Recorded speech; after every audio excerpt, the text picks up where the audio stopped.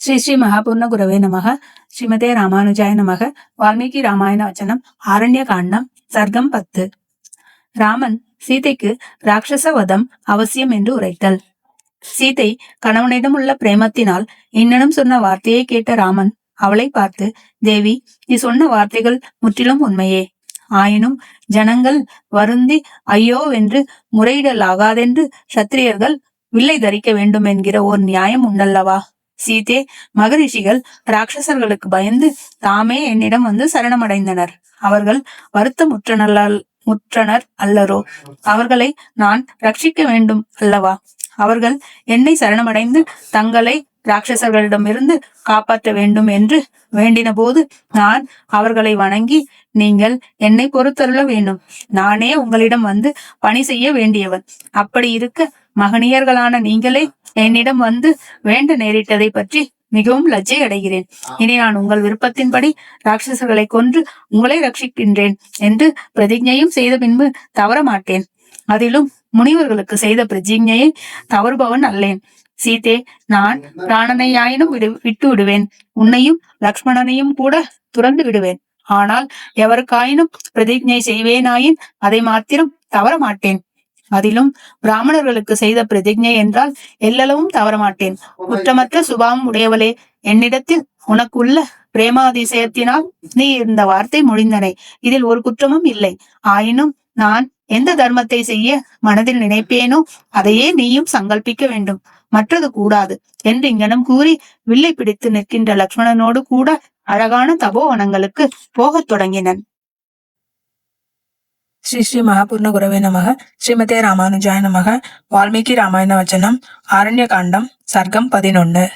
ராமன் அகஸ்திய முனிவரின் வைபவங்களை பேசிக்கொண்டே அவரது ஆசிரமம் நோக்கி செல்லுதல். ராமன் முன்னே நடந்தனன். இடையில் சீதையும் பின்பு லக்ஷ்மணனும் சென்றனர்.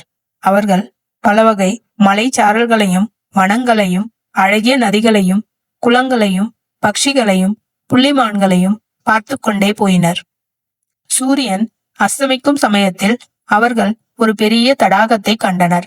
அது வெகு ரமணீயமாய் அழகிய அன்ன பறவைகளாலும் தாமரை, அல்லி முதலிய மலர்களாலும் விளங்கியது.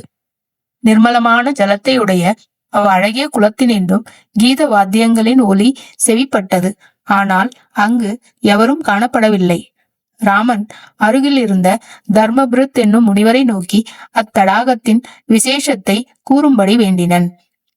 அம்முனிவர், ராமா, இக்குளத்திற்கு பஞ்சாப் சரம் என்று பெயர்.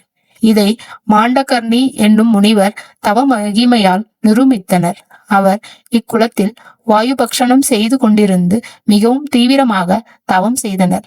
பிறகு அக்னி முதலிய சமஸ்த தேவதைகளும் அவருடைய தவத்தை கெடுப்பதற்காக அழகிய 5 அப்சர ஸ்திரீகளை அவரிடம் அனுப்பினர்.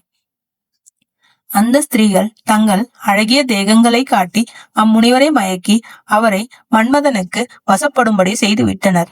இக்குளத்தினுள்ளே அஸ்திரீகளுக்கு வீடுகள் மறைவாக நிரூபிக்கப்பட்டிருக்கின்றன. அவர்கள் யவ்வன பருவத்துடன் பிரகாசிக்கின்ற அம்முனிவருடன் சுகமாக விளையாடி அவருக்கு மனக்களிப்பை விளைத்து கொண்டிருக்கின்றனர். அந்த ஸ்திரீகள் கிரீடித்துக் கொண்டிருக்கையில் அவர்களின் ஆபரணங்களின் ஒளியோடு கலந்து கீத வாத்தியங்களின் துவனி செவிப்படுகின்றது என்றனர். இவற்றை கேட்ட ராம லக்ஷ்மணர்கள் மிகவும் சந்தோஷப்பட்டவர்களாய் சீதையுடன் கூடி அவ்வனத்தில் உள்ள ஆசிரமங்களை கண்டு அங்குள்ள சமஸ்த முனிவர்களாலும் பூஜிக்கப்பட்டு சுகமாய் இருந்தனர். ராமன் ஒவ்வொரு ஆசிரமத்திலும் தங்கி ராட்சச உபத்திரவங்களை போக்குவதற்காக பின்னும் வெவ்வேறு ஆசிரமங்களுக்கும் சென்றனர். ராமன் ஒரு ஆசிரமத்தில் 13 மாதங்களும், மற்றொரு ஆசிரமத்தில் 1 வருஷமும், இன்னொரு ஆசிரமத்தில் 4 மாதங்களும், வேறொரு ஆசிரமத்தில் 6 மாதங்களும், இன்னும் ஒரு ஆசிரமத்தில் 1.25 வருஷமும் வசித்தனர். இப்படியாக ராமன் அம்முனிவர்களின் ஆசிரமங்களில் 2 தடவை வாசம் செய்து மனக்களிப்புடன் கிரீடித்துக் கொண்டிருக்கையில் 10 வருடங்கள் சென்றன. பிறகு ராமன் மீண்டும் சுதீக்ஷ்ணர முனிவரின் ஆசிரமத்தை அடைந்தனர். ராமன் சுதீக்ஷ்ணரை வணங்கி தான் அகஸ்திய முனிவரது ஆசிரமத்தை அடைந்து அவரை வணங்கி ஆசீர்வாதம் பெற விரும்புவதாக சொல்லினன். சுதீக்ஷ்ணர் ராமனை நோக்கி, ராமா, இவ் ஆசிரமத்தில் இருந்து தென்திசையாக 4 யோசனை தூரம் சென்றபின் அங்கு அகஸ்தியருடைய சகோதரரான சுதர்சன முனிவரின் ஆசிரமம் இருக்கிறது.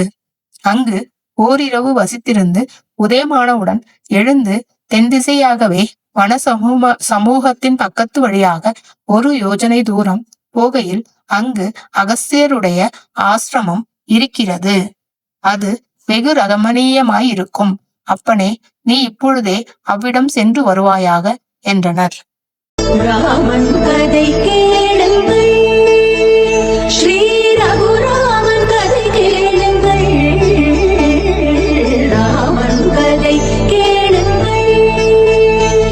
ராமாய ராமபத்ராய ராமச்சந்திராய நமः. ఈ జగమంతా రామమయం